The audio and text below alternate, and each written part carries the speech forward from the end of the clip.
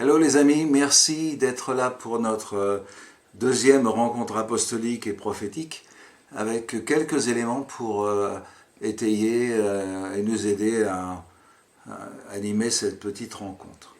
Donc, rappeler 2-3 choses sur l'apostolat et parler de la volonté de Dieu, c'est juste le projet de cette petite vidéo. D'abord dans Jean 20, Jésus dit « Comme le Père m'a envoyé », il emploie le mot apôtre, moi aussi je vous envoie, il emploie le mot pompéo, qui est un parallèle du mot apôtre. Et il dit, mais moi je vous dis, comme le Père m'a envoyé, moi je vous envoie. Donc le Christ nous montre quelque chose d'assez simple de l'apostolat, et qui va être déterminant pour nous. Donc l'apostolat, c'est l'envoyé, l'envoyeur et l'envoi. C'est un peu, dans l'apostolat, il y a ces différentes choses. Mais Jésus nous montre une chose, c'est que le Père l'envoie. Donc le Père par nature est apôtre. Et ça veut dire qu'il libère autour de lui et en lui-même le Fils. Et le Fils devient l'apôtre du Père. Et Jésus essaie de nous introduire dans une notion très intéressante pour nous dire que l'apostolat, c'est pas ce que Dieu fait, c'est ce que Dieu est. Par nature, il est apôtre. Il est l'apôtre par excellence, il est apôtre par nature. Et lorsqu'il envoie, il ne fait pas quelque chose, il manifeste qui il est. Et nous reviendrons là-dessus.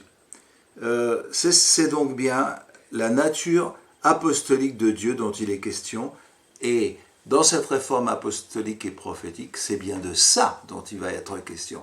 Et je dirais presque essentiellement de ça. Le reste va découler de Dieu lui-même. Évidemment, vous me direz comme d'habitude.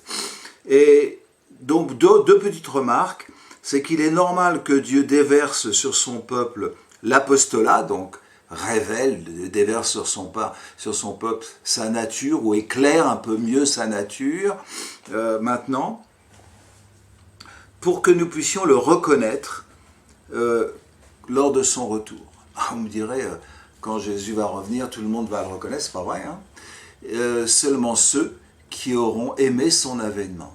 C'est-à-dire que Dieu révèle sa nature apostolique aujourd'hui dans la fin des temps, parce que l'apôtre va faire quelque chose au milieu de son peuple d'essentiel par rapport justement à son retour.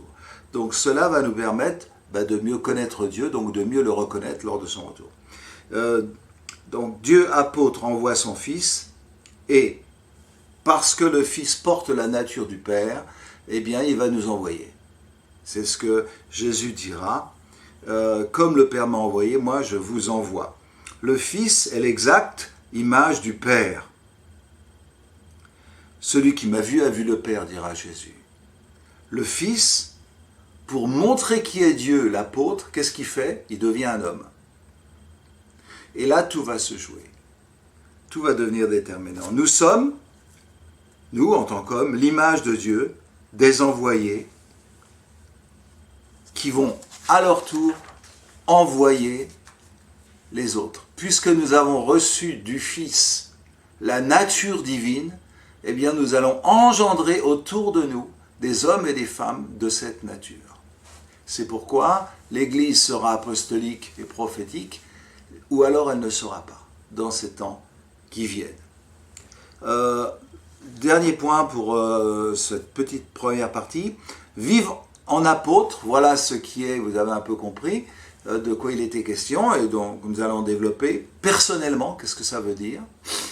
Refléter Dieu, cette nature divine qu'on va mieux comprendre en examinant, en écoutant les textes qui nous parlent de la Trinité, mais aussi collectivement, vivre personnellement selon la nature de Dieu, et vivre aussi collectivement en Église, par exemple, dans la famille aussi, et ailleurs, on verra dans la société complètement, vivre collectivement selon la nature du Dieu trinitaire, qui lui va nous envoyer au travers du Fils qu'il envoie. Donc, Dieu envoyé devient un homme en Christ. L'apostolat du Père fait que le Fils est envoyé et le Fils devient un homme. Les croyants deviennent des hommes lorsqu'ils deviennent des envoyés.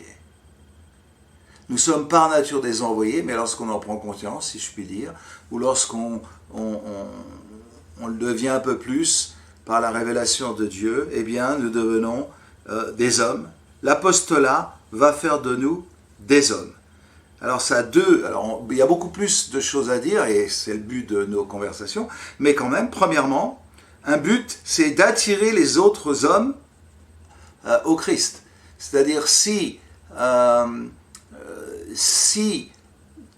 Dieu Dieu ne peut pas attirer les inconvertis, les incroyants, les hommes et les femmes, à lui directement. Il est obligé, c'est pour ça qu'il devient un homme, pour que par cet homme, il puisse attirer les autres hommes à lui. Ça ne peut pas se faire, et ça ne s'est pas fait d'ailleurs, en dehors du Christ homme. Donc premièrement, l'apostolat va faire de nous des hommes, premièrement pour attirer les autres hommes à Christ, c'est-à-dire pour l'évangélisation, et deuxièmement pour lutter contre le faux prophète qui, lui, son truc, et on va comprendre pourquoi à l'instant, c'est qu'il va nier l'humanité du Christ, parce que si Christ n'est pas un homme, Dieu n'est pas devenu un homme, ça veut dire qu'il ne peut pas sauver des hommes. Et évidemment, il va tout faire pour ça.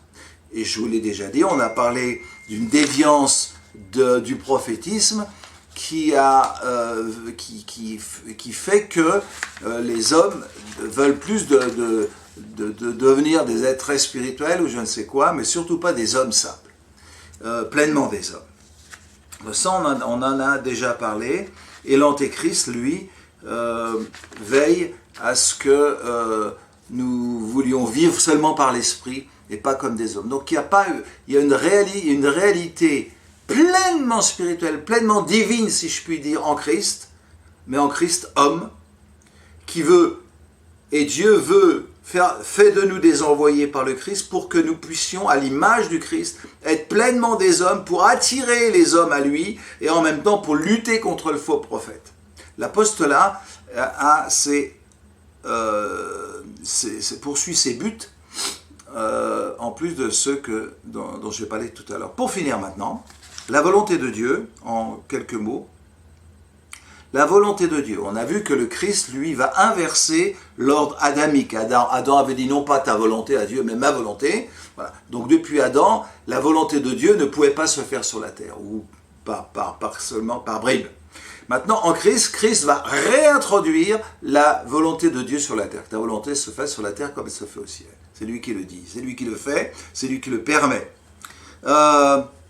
Il fait descendre la volonté de Dieu sur la terre. Il permet aux hommes de pouvoir faire la volonté de Dieu. C'était pas possible avant, maintenant c'est possible, pleinement. La volonté de Dieu, ce qu'il veut, c'est ce qu'il est. Je l'ai déjà dit et je le répète, il n'y a pas de distance entre l'ontologie et l'économie de Dieu, entre ce qu'il veut et ce qu'il est, entre ce qu'il est et ce qu'il veut. Quand on dit Dieu veut, je veux connaître la volonté de Dieu, en fait, ce qu'il faudrait comprendre, c'est que nous voulons connaître Dieu lui-même. Et la volonté de Dieu, ce qu'il veut, c'est ce qu'il est. Le croyant né de l'esprit, ou né de nouveau, ou né d'en haut, selon vos traductions, eh bien, puisque nous avons le Saint-Esprit en nous, que nous sommes nés de lui, eh bien, nous voulons faire la volonté de Dieu parce que nous avons le Père en nous par le Christ et son Saint-Esprit. Donc, nous voulons faire par nature la volonté de Dieu. C'est pas un truc qui vient comme ça.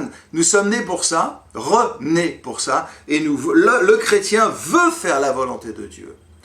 Reste à savoir, et c'est une conversation que nous devons avoir, est-ce que nous devons chercher à faire la volonté de Dieu et qu'est-ce que c'est que cette volonté? Bien souvent, pour nous, la volonté de Dieu, c'est une assurance tout risque pour que tout se passe bien, pour ne pas souffrir, pour ne pas mourir. Mais on est très très loin de l'évidence de l'Écriture, et ça, il va falloir l'explorer. Par sa nature, la nature du Christ, il accomplit la volonté de Dieu. Nous l'avons vu et revu. En étant l'envoyé, en tant qu'homme, le Christ incarne en lui-même, c'est-à-dire qu'il montre Dieu, qu'il montre la volonté de Dieu. Il dit, celui qui m'a vu a vu le Père.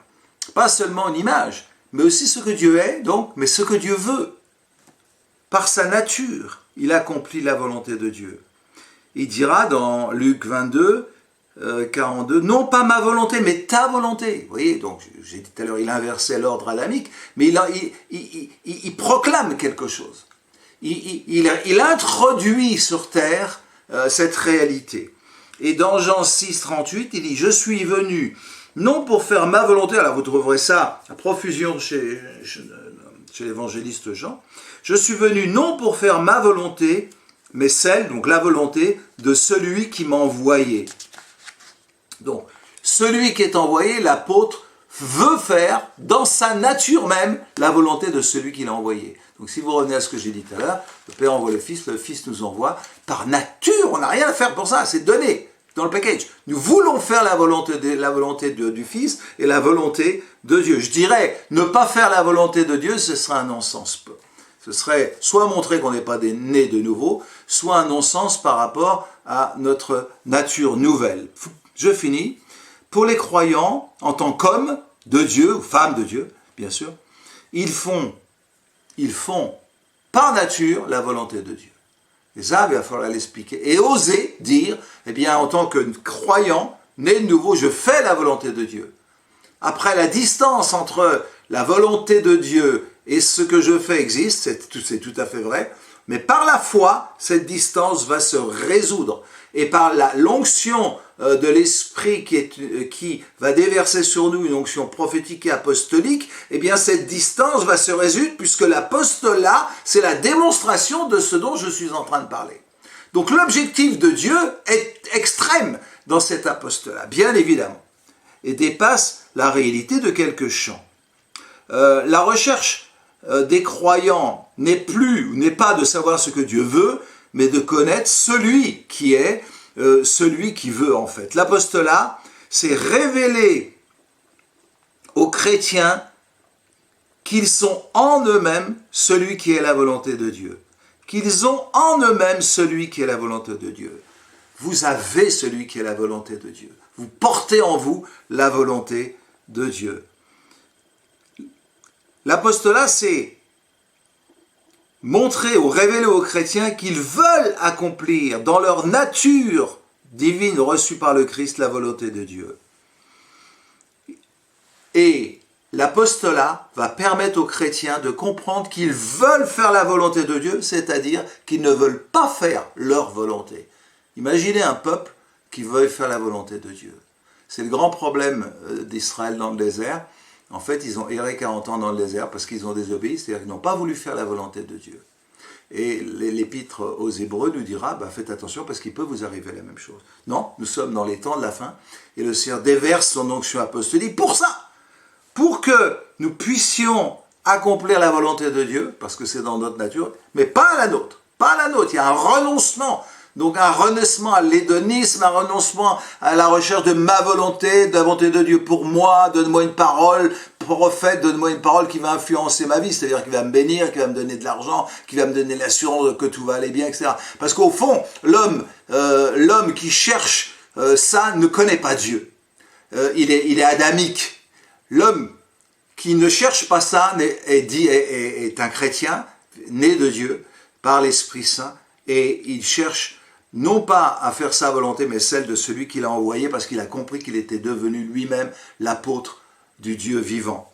Et donc, pour finir, les deux dernières lignes, dans leur humanité, les croyants vont donc incarner le Christ pleinement. C'est-à-dire ce que Dieu est et ce que Dieu veut. Ce que Jésus avait dit, regardez-moi, celui qui m'a vu a vu le Père. Ce n'était pas physiquement, évidemment, mais il y a une réalité dans son humanité, dont il faudra parler, mais Jésus faisait aussi référence à comment dire, le fait qu'en voyant le Fils, on voyait ce qui était Dieu et ce que Dieu voulait. Et qu'est-ce que Dieu veut? Eh bien, ce que Dieu veut, c'est devenir un homme. Pourquoi? Dieu veut devenir un homme, il est devenu homme, Dieu veut devenir un homme pour pouvoir s'asseoir et vivre avec des hommes. Rappelez-vous que le royaume de Dieu, c'est Dieu qui habite, je serai au milieu d'eux, ils seront avec moi, j'habiterai au milieu d'eux, etc. Le but de Dieu dans le royaume, qu'il va établir complètement bientôt, nous espérons, nous prions pour cela, c'est d'habiter avec nous. Jésus nous a promis des noces pour qu'on s'assoie avec lui, d'homme à homme. Et l'apostolat va libérer un peuple prêt à s'asseoir avec leur Dieu, qui auront pleinement compris qui ils étaient, mais surtout compris quel était le but de Dieu. Et nous allons enfin pouvoir dire, viens Seigneur Jésus, viens, non pas comme une réalité éthérée, comme une vérité qui n'aura aucune conséquence avec notre réalité humaine. Jésus a dit, mais touchez-moi un fantôme, un esprit n'a pas de chair ni d'os, moi j'en ai, je suis un homme. Et Dieu est devenu un homme pour qu'on puisse s'asseoir à sa table avec lui, d'homme à homme, c'est le projet de Dieu. Voilà, donc quelques réflexions pour animer notre petit débat. À bientôt.